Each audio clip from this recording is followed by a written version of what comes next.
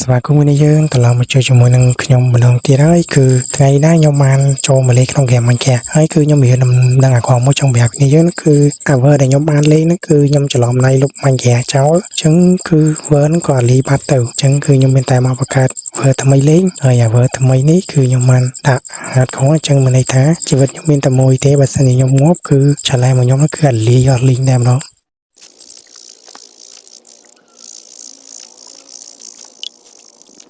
ទៅពីខ្ញុំបានកាប់ឈើហើយមកខ្ញុំក៏នៅ explore នៅក្នុងចាំងកបែវនឹងសិនដើម្បីរក item ឲ្យបានច្រើនបន្តិចដើម្បីស្រួលការពារខ្លួនដោយសារតែយើងលេង hardcore ផងអាចនឹងនេះដែរបើយើងងាប់គឺខ្ញុំលេងបង្កើតហ្នឹងគឺនេះតែម្ដងគឺអវសូនដែលខ្ញុំរៀបកំហុងថានឹងចេញឲ្យអ្នកគ្នាមើលហ្នឹងគឺអាលីតែម្ដងតើពីយើងបាន explore នៅសវណ្ណាបាយអត់ចន្លោះនៅចាំងកបែវនឹងមានមួយស្ទុះមកខ្ញុំក៏ចុះកាប់ថ្មដើម្បីផលិតបេសិធូចេញអំពីថ្មដោយសារតែខ្ញុំប្រើប្រាស់របស់ឈើហ្នឹងគឺធ្វើឲ្យយឺតយ៉ាវខ្លាំងមែនទែនអញ្ចឹងយើងចុះមកកាប់ថ្មសិនមកតើពីខ្ញុំបានដើរ explore នៅក្នុងចាំងកបែវនោះមួយស្ទុះមកខ្ញុំក៏បានសម្រេចចិត្តថានឹងដើររកកន្លែងធ្វើផ្ទះព្រោះយើងលេង hardcore ផងបើសិនជាខ្ញុំមកមានផ្ទះទេគឺវាទៅសុវត្ថិភាពទេអាចនឹងមានសូមប៊ីឬក៏មានអីមកខៀយើងកុំពេកចុះប៊ីអូហើយដាតមើលប៊ីធ្លាក់ចូលខែបអុយអូសំណាងអើយសំណាងបាត់ខែនេះ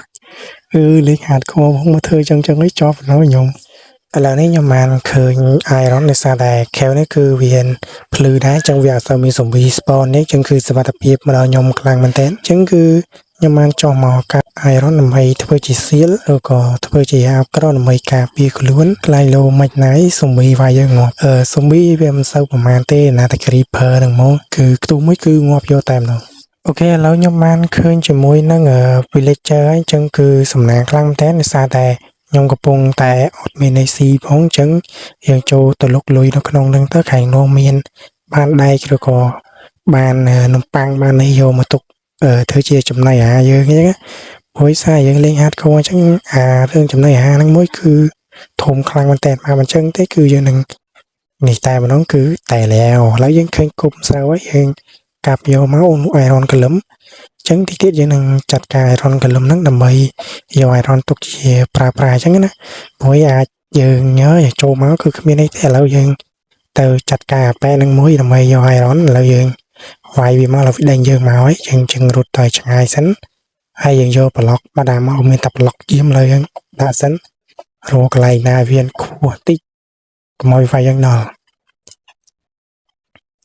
អូមកវាមកហើយដែរនោះវាមកហើយ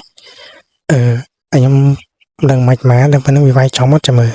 3ប្លុកឯងអូខេមកយើងខកកាវាទៅ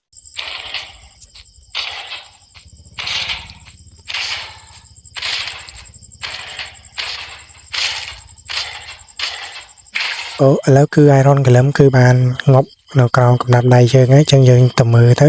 យើងយក iron តែ iron យើងបានបាន5 iron ដែរគឺគឺប៉ុណ្ណឹងយើងអាចផលិតជាមួយនឹងសៀបានមួយឥឡូវយើងលុកលុយនៅក្នុងភូមិហ្នឹងបន្តិចសិនទៅគឺដើម្បីរកអ្វីឲ្យឡជាមុនបន្តិច